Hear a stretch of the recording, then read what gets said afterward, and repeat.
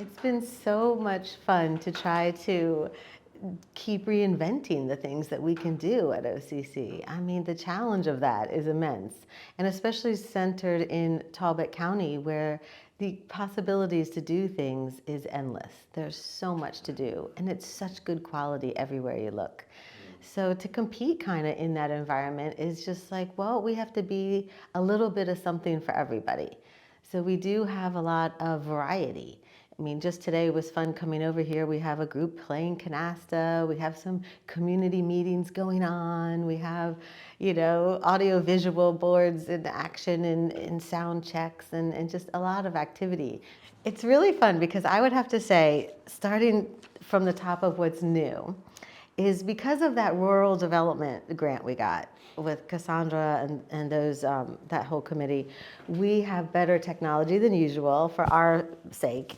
And so we wanted to really make that flourish and bring that to life for this year.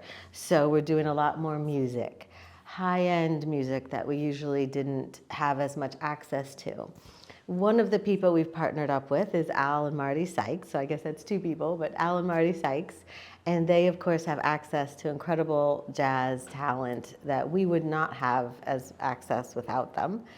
And so we were going to do a jazz series down there and bring that to a new home. We can announce that our first show is Memorial Day weekend, and it is Hannah Gill. So Hannah Gill, a hometown sweetheart, Robbie Gill's daughter, but a really international player. The next thing I would have to say that's just going to be so crazy special is June 1st, so definitely mark that date. And it is called One Night in Old Havana. And it's going to be salsa dancing, so salsa, cigars. I have the whole tagline written, of course. It's salsa, spirits, and cigars.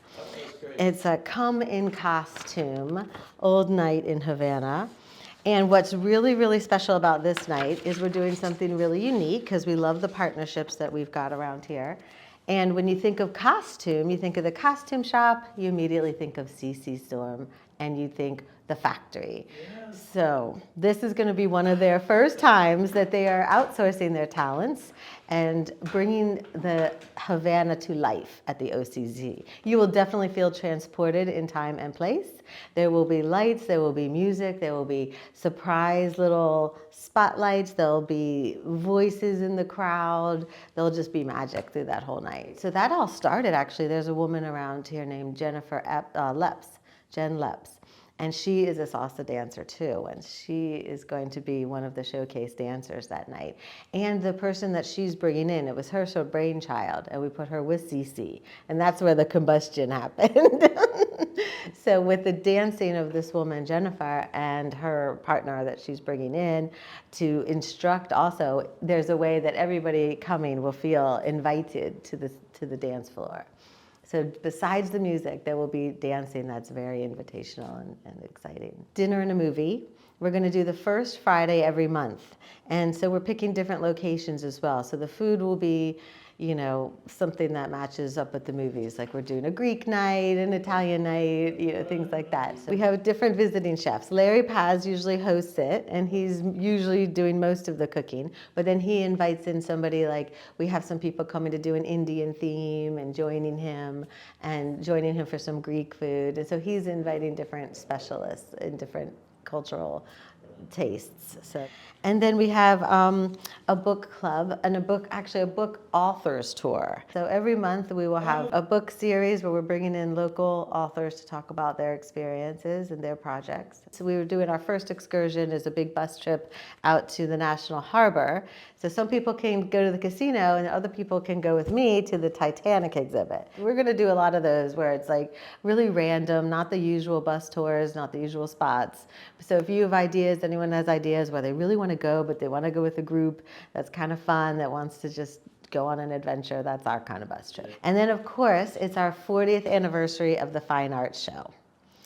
So that will not be missing any magic. You know, if we've got magic on all this stuff, think of our 40th anniversary. We're going to go much more immersive, much more experiential. We have some educational programs, Sea Level Rise.